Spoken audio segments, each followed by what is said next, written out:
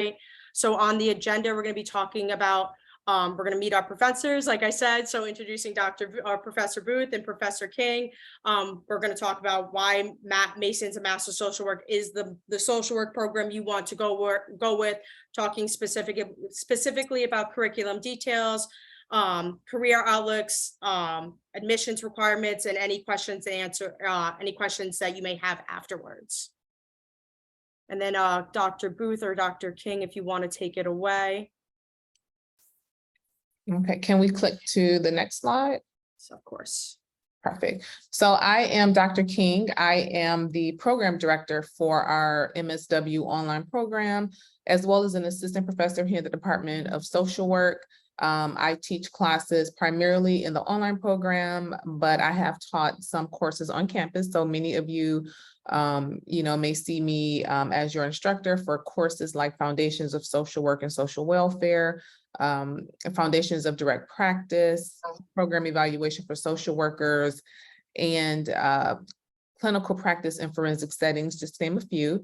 My research interest is with treatment modalities for women of color, as well as looking at self-esteem issues for teenagers.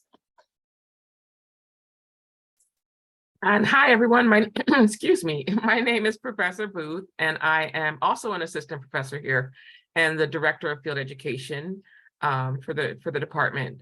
I teach a lot of classes on campus. I have taught a few classes online, and I will be teaching some practicum seminar sections going forward. But I have taught forensic social work, a lot of different policy courses, and just other second year or specialization year clinical programs courses. So that's who I am. I don't have a research interest necessarily, but I do come with about 30 years of professional experience in local government, where I held various leadership roles over housing programs, employment programs, benefits programs, mental health, CSB mental health programs, and developmental disability services programs. So that's who I am. Thank you.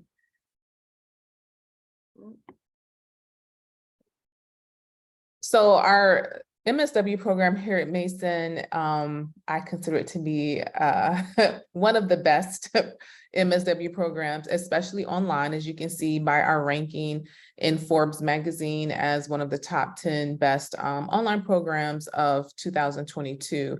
Our MSW program here at Mason really is preparing social workers to work at an advanced level in the community, to advocate for social justice issues, as well as to be involved on a micro and macro level of impacting our communities and the well-being and safety of all individuals that we serve. Our faculty come with a variety of experience and expertise within the field of social work, as well as within research. Our faculty in the online program are also currently practicing social workers, so they also bring that practical application of many of the concepts and theories that you will dive into with the curriculum here in the social work department.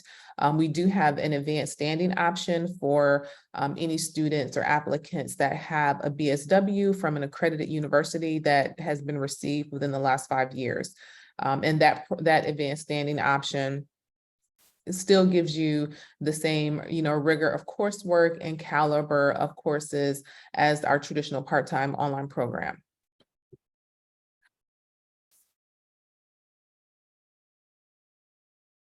And here, just this slide features a little bit of our curriculum.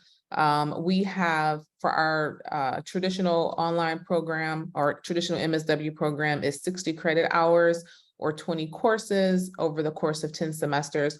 For the advanced standing option, it's 33 credit hours. And advanced standing really means that, again, you have obtained a BSW and you're ready to start the MSW program without having to take many of our generalist courses.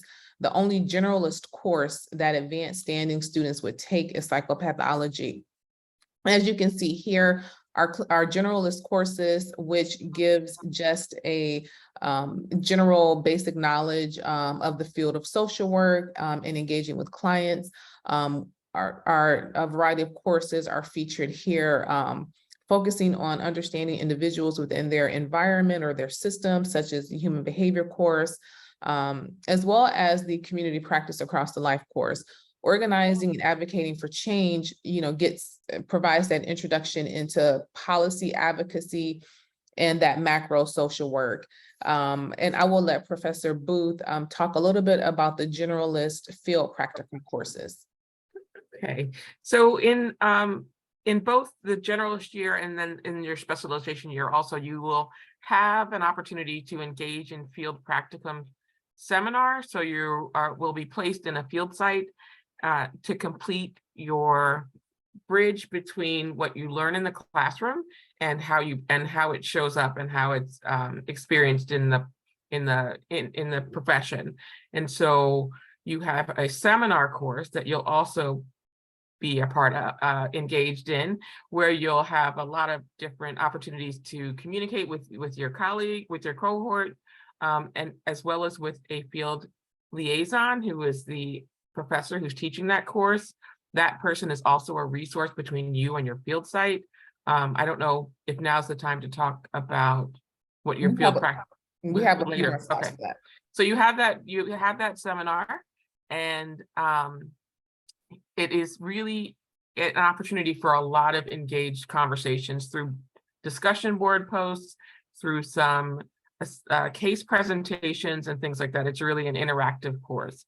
There are 2 or 3 required synchronous sessions that you should know about, and that just gives you an opportunity to talk in real time with one another. But those are usually scheduled at different times of the day so that it can be more accessible by everyone with different life responsibilities. So we try to be responsive to that. And also on this slide, as you can see, we have 2 specializations that students can declare, either children, youth, and families, or adults and healthy aging. And these 2 specializations really just encompass populations that you may work with. I do like to tell students that regardless of which specialization you declare, you inadvertently end up working with a variety of individuals, because all of us and even the clients that we serve are in multi-generational families. So even if you say your focus is on children and youth, you are inadvertently throughout your career going to end up working with adults, because of course children are in families with adults and with older adults. So again, regardless of your specialization, you will get a well-rounded experience here in our program. And just to point out, with the 2 specializations, as you can see, there are 2 courses that overlap each of the specializations, and that is Social Work 650, our Advanced Social Work Policy Practice course, and 688, which is Program Evaluation for Social Workers. So those 2 courses cross both of the specializations, and it does give you an opportunity to be in courses with students who may have a specialization different from your own and learn from your colleagues in that way. And we can go to the next slide.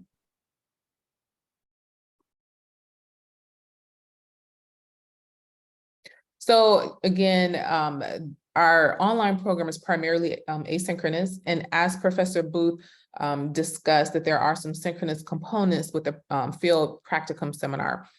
I do just want to point out on this page and just make sure that any prospective students or applicants understand that, with an asynchronous program, it is self-directed. You won't have the traditional in-person, face-to-face time that you would have with an on-campus class. So you really want to make sure that you understand who you are as a student, and if you are able to learn in that more self-directed pace. Even though the program is primarily asynchronous, faculty in the program will post pre-recorded lecture videos. Faculties will have a set time for virtual office hours that occur via Zoom, and some instructors will hold an optional synchronous class session. It's not a requirement, but they do offer that to students, again, to help foster engagement and connection. But I just want to make sure you understand that with asynchronous, there will not be an in-person traditional face-to-face component. We do encourage students as they are able to come visit the campus and to come on campus for certain events within our department, the Department of Social Work, and our college, the College of Public Health at George Mason.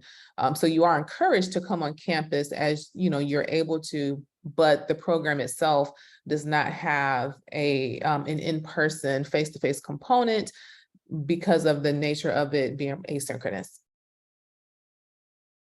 So I can jump in here and talk a little bit about field education. Oh, thank you. So field practicums, however, are not asynchronous. And so you are matched with an agency where you'll perform either your 450 hours or 600 hours, and we can talk about that more in other sessions, but you'll be performing those in whatever modality the agency requires you to engage with the clients. And so most often it's traditionally in person in the locality where you are residing. And it's during traditional business hours for that particular agency. So some agencies have evening hours, they have groups in the evenings after school, depending on what population they're working with. So, and there are some agencies that have sort of a hybrid opportunity for where students come in and see clients, and they may actually do some work from home as well. We have some very limited number of agencies that have alternative hours. And so it's important for us to be really clear about the fact that most agencies work between 9 and 7 p.m. and some variation of that. There are a few that might have some weekend events where you can engage in that, but overnight opportunities are rare. I don't believe we have any, except for some that are, violence interrupters, where you go out with the police and it's a whole different experience. But we have like 1 or 2 of those. Most are doing traditional business hours, some extended hours into the evenings, but we don't have overnight shifts, and we don't have agencies that will allow students to only do alternative hours. So you will need to engage with your supervisor and with your team members at your practicum during traditional business hours. So that's something that requires some thinking and some planning. And you can work with, again, a member of the field education team will be assigned to each of you and help you work through some of those things. So it's just important it just takes some planning. It can be done.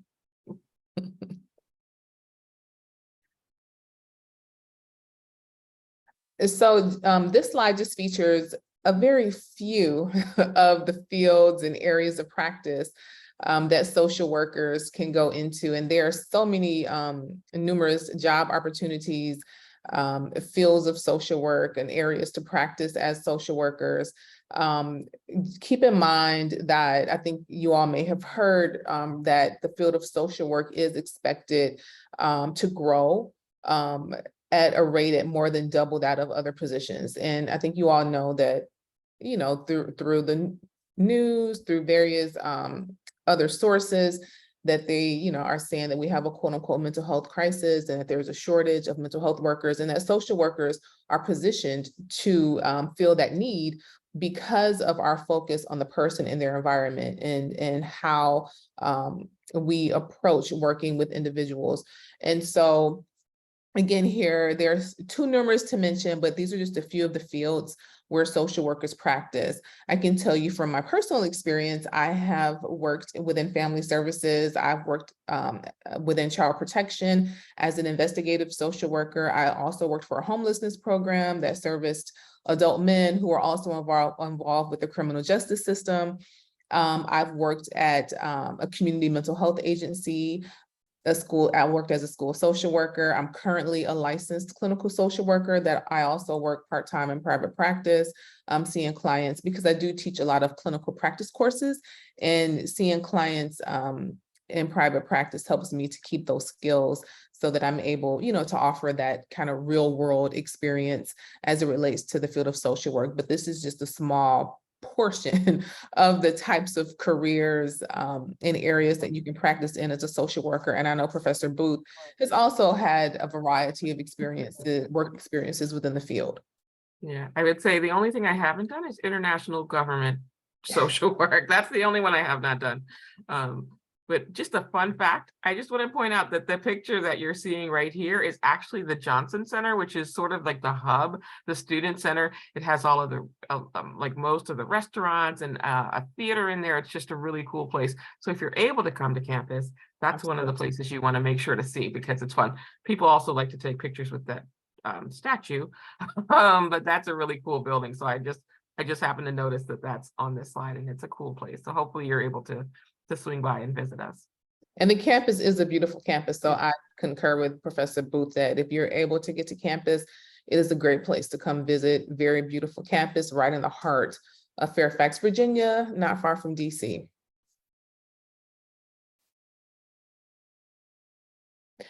So within our department, we now have some unique opportunities for students to engage with the field of social work and gain some very I think specific skills within the field of social work through two stipend programs. One is our child welfare stipend program.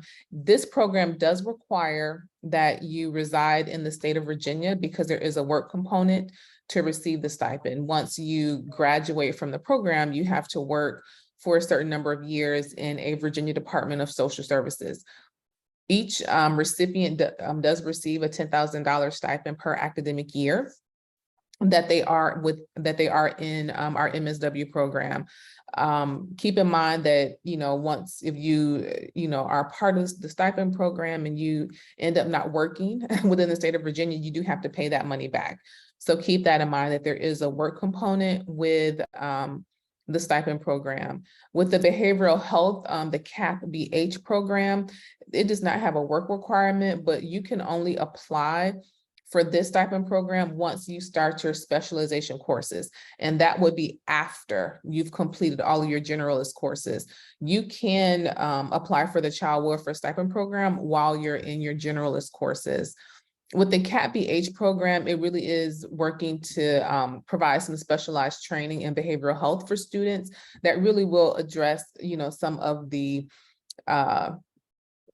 some of the gaps in services within the behavioral health community. You will focus on areas such as untreated trauma, exposure to violence. The CAP-BH also has a $10,000 stipend during the year that the student is involved with the CAP-BH program. Both of these stipend programs have specific electives that students have to take as part of the program. And both of these programs also have in-person components that students have to adhere to. So even though you're in the online program, if you decide to apply for either one of these stipend programs, then you have to be okay with adhering to the requirements that may require you to come to campus in person. I don't know if Professor Booth has any additional information to add about either program. Well, I just encourage you also to, if you're interested in either of those, to be sure that you're paying attention to the deadlines and the requirements. So if you're interested in CAP-BH, just know when the deadline is usually mid-academic year, like around December or so. And so there's limited slots for both of these programs. So if you're interested, pay attention, put it on your calendar, do your reminder, whatever it is, so that you don't miss the opportunity, because I know that does happen sometimes when people are like, oh, I forgot, is it too late? And many times it is. So they're both really great programs. They're run by a great team of people, and students really love it.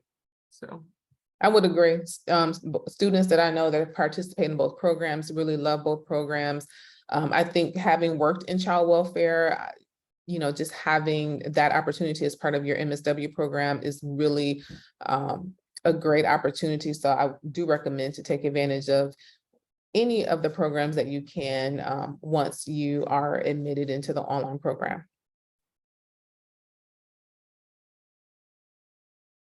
And so with the admissions process, this slide just features the requirements for admissions. Of course, the minimum GPA is a 3.0. It is a very competitive program. You want to make sure a bachelor's degree is required. Your transcripts and resume are also required as part of the application process. 2 letters of recommendation and your personal statement. Your personal statement should discuss what your definition of social work is, as well as a social justice issue that you would like to address. Prerequisites that you also have to meet in order to be admitted into the program is a statistics course, as well as English composition, a government or history course, and a social science course. And while we're talking about the admissions process, I know that there was a question about advanced standing. You would also apply for advanced standing through the same system that you will apply for the regular part-time program. You just want to make sure that your application specifically states that you're applying for advanced standing. Advanced standing does have a few different requirements. For advanced standing, you have to have earned a BSW within the last 5 years. The minimum GPA for advanced standing is 3.2. In addition to your letters of recommendation and personal statement for advanced standing, you also have to submit your BSW field evaluation.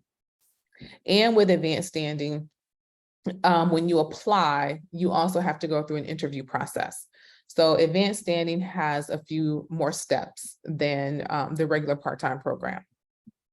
And the field evaluation may be called learning agreements. It may be named different things, but it's the competency assessment that every BSW student has received. So that's what that is.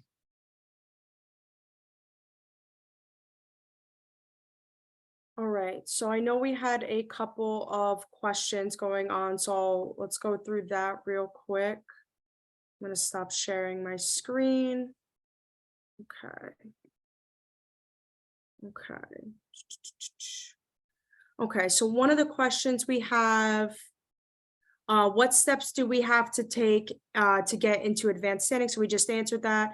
Or employment-based approved. Yeah. So that's I assumed, and I started to make an answer for that, but I'm assuming you mean employment-based practicums. Are they approved? And so yes, we have a process for that. And it requires a application that needs to be completed by you, the student, as well as your employment supervisor or your proposed practicum supervisor, just verifying that they have the appropriate degrees and that they can confirm that you will have the opportunities to demonstrate the competencies that you may be familiar with if you have a BSW. So there's a process, but generally speaking, most agencies meet the requirements, and so it can happen, yes. Thank you. And then next question, how much time is normally required for the in-person stipend programs? So that varies by programs. Now, for the child welfare stipend program, you have to live in the state of Virginia. That's just a requirement for that program because of the work component. But for the CAT BH stipend program, it just varies. I know that this past academic year, they were doing some sort of specialized training at least once a week on Fridays. And so, you know, that is something to keep in mind if you do decide, but, you know, again, it varies. Yeah. I can speak to that a little bit too. So the brunch and learns, those are the Friday trainings. They have, there is a schedule, and it is typically every other Friday. And then there are, like, you have an enhanced, a 2-day DBT training and a 2-day motivational interviewing training that requires participation. But they happen at different times of the year, depending on people's schedules and things like that. There's a couple of required longer trainings that people tend to drive in for. And just to put it in some perspective, there was a student that participated in the CAT BH program that was a student in the online program, and she lived, I think, in Chicago. And she made the decision that she would fly in every other week or however often for those trainings for CAT BH. So again, it would be up to you if you decided to apply for those programs to make sure that you met the requirements of attending in person. There was a question before that asked about a bachelor's degree in sociology. The only way that you can apply for advanced standing is if your bachelor's degree is in social work. So if your bachelor's degree is in anything else other than social work, you would just be applying to the traditional part-time program and not advanced standing. Thank you. Next question here. When can we expect to hear back after applying? Usually you hear back within anywhere from 2 to 6 weeks. It really kind of is up to the final admissions team on that decision, but usually it takes 2 to 6 weeks after applying and sending in your application. Application process is no more than a week or two long and getting everything done. So it's a fairly quick process to get everything done and then hear back from the final admissions team. And I can tell you that our admissions team did review applications today. So for some of you that have already applied, you may get that notification either today or tomorrow, because I know the admissions team did review applications today. Here we go. What is the process of evaluation for transfer students from another MSW program? So there is an specific information that transfer students would need to submit, but we don't consider transfer credits or information until after the initial admissions application is reviewed and the student is going to be admitted. Then we would look at those credits, and it is a form that you have to fill out. And there are certain classes that we don't accept as transfers, and your admissions rep can assist you with that process for transferring credits. Thank you. All right, one more question here so far. If you apply for advanced standing and don't get accepted, would you still be accepted into the traditional program, or do you have to reapply? So if you apply for advanced standing, the process is kind of twofold. You know, first, you know, the admissions team will go through their rating. And if you are invited to interview for advanced standing, that does mean that you've already been accepted into the traditional part-time program. There are some students or some applicants, when their application for advanced standing is reviewed, they may automatically be admitted into the regular part-time MSW program. Thank you. All right, here we go. Is there any funding available to students other than the stipend programs? So other than the stipend programs, those are what we offer. As far as if you're talking about financial assistance, I will say, having gone through it myself, there generally is not as much scholarship money available for graduate education. I would recommend looking at you know, different organizations that may provide scholarships outside of the university. Our college, the College of Public Health, also does have scholarships available, but you would need to go directly to the cph.gmu.edu website. As well as, you know, once you are admitted, we also have graduate teaching assistant positions, as well as graduate research assistant positions that you can apply to once you are admitted into the program. Also for students, we send out, our department, the social work department, sends out a weekly newsletter to MSW students.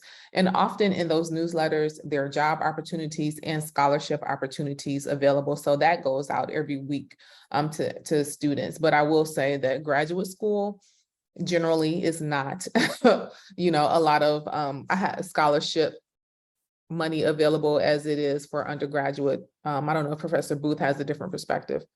I agree with you 100%. And I know that there's a movement nationally about practicums and stipends that are connected to practicums. And so Mason is looking at that, but we don't have paid practicums at this point. We have, let me rephrase that. So we have about 10 to 12% of our practicum sites offer a stipend. And those stipends could be gas reimbursement, to Metro cards, to sometimes, you know, $100 or more a month. And so, and those are, as you can imagine, incredibly competitive. And we are competing with other programs in the area, and all of them right now are in the DMV. So there's like some in Montgomery County or Prince George's County, Maryland, a few in DC, and then a few here in Northern Virginia. But that at this point, that's all we have. As far as practicum goes, we are there's movement, it's at the state level, but it's several years out to have that be expanded. So just for full transparency, if you have been looking around, I just want to let you know that that's what we have. About 10 to 12% of our practicum sites offer some sort of financial assistance. And the other thing is that we as a department and as a college have some emergency funds. So we try to support success whenever possible. So when students have a challenge, it's really important to talk to whoever your source of support is in the department. So you can talk to your instructor, you can talk to your success coach, you can talk to your field education folks, and we will try to connect you to emergency funding that you can access usually a couple of times a semester. But that does exist. So we don't want people to just not reach out when there's a challenge. So I'll say that too. And, some employers do provide tuition reimbursement. So you may also want to check with your employer for tuition reimbursement. Yeah. And, just look at what's available for you and, look at other sources. I know some fraternities and sororities offer scholarships for graduate education. So this may be the time to start doing your research on that, as well as, I know it's not ideal, but for some employers after working, they do offer, loan forgiveness, student loan forgiveness. So those are other options as well. Thank you. Appreciate that. One more question here. Do most students work full-time, especially during semesters without practicum? Does that seem manageable, or do you suggest part-time employment? Honestly, it really depends on the student. I have seen some students who have worked full-time this entire time that they've taken, a little bit of an increased course load. So instead of taking more of a part-time course load, they took a more accelerated option and took 3 classes a semester and still worked full-time, still did their practicum, was even a graduate teaching assistant, and they were fine and maintained, well above a 3.8 or 4 GPA. And then there are some students who felt like, hey, I need to take a little bit more of a slower pace. I'm only going to work part-time, or, I'm not going to work at all, or I'm only going to take 1 or 2 classes a semester. It really depends on the student and them understanding where they are and what their capacity is. I would say that this is the time for you to evaluate what's happening in your life, what your future plans are, and how you may need to adjust your lifestyle to graduate school, because it is a rigorous program. Again, going into the field of social work, you're working with many times vulnerable populations, many times communities that have been oppressed or marginalized. And so you want to make sure that you are really engaging in your coursework and classes to be able to work with those communities and help advocate for those particular clients. And so you want to make sure that you've given yourself adequate time to really be able to focus on that. So I think this is a time to think about what your lifestyle looks like and what things you may need to adjust about your lifestyle before starting graduate school. And really be realistic about your personal life flow. Like, I am not a night person. So for me, I would not be able to work full-time and do classes, work, another 6 hours every evening. That would be really difficult for me. So it's just being honest with yourself about what your life flow is like, what your energy level is, where it peaks and where there are valleys, and just, make the best decision for you. We're not going anywhere. So it could take as long as you want it to take. We're going to be here. So. Right. And with the exception of summer semester, your courses are taken in 8-week sessions, and generally students on a more traditional part-time track will take 1 course in each of those 8-week sessions. So our semesters are divided into 2 8-week sessions, with the exception of summer. Summer semester, we only offer courses during 1 session. So students are taking 2 classes at a time during that summer semester. But you want to think about that as well, that typically you're taking 1 8-week class, or 1 class per 8-week session. And for some students that is manageable. And I have some students that decide that they only want to take one class a semester and they give themselves that other 8-week session off, or they give themselves summer off. So it really is going to be dependent upon you understanding who you are and how you work and what your flow is, as Professor Booth said. All right, awesome. So right now I don't see any more questions. I'll leave it up a couple more minutes to see if there's anything else. But other than that, if you guys don't have any more questions or anything like that, feel free to email any of us with any specific questions that you may have. Or email the admissions team at George Mason specifically, and we'll be able to get in touch and follow up with any specific questions or concerns you may have. Okay. All right, perfect. All right. All right. Let's leave it up a couple more minutes, see if anything else comes in.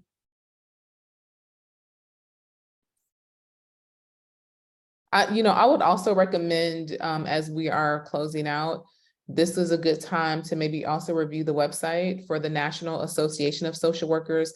That gives you a little bit more information about the profession, about connecting with the professional organization. NASW also has information out there about many of the topics that are being discussed currently in our national climate.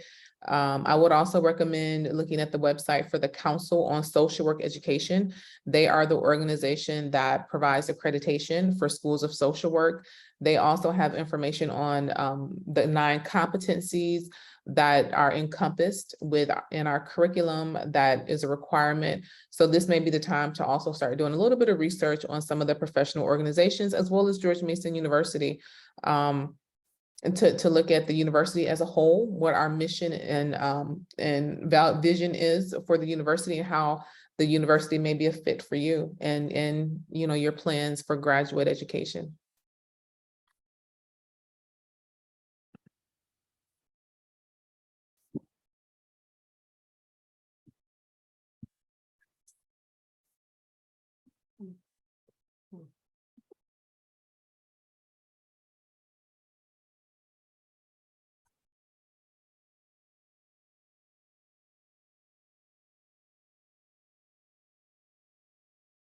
All right, if you all, have any additional questions, you can feel free to reach out to your admissions representative, as well as, looking at the website for George Mason University and the Department of Social Work here at GMU. But other than that, hope you all have a great rest of your evening.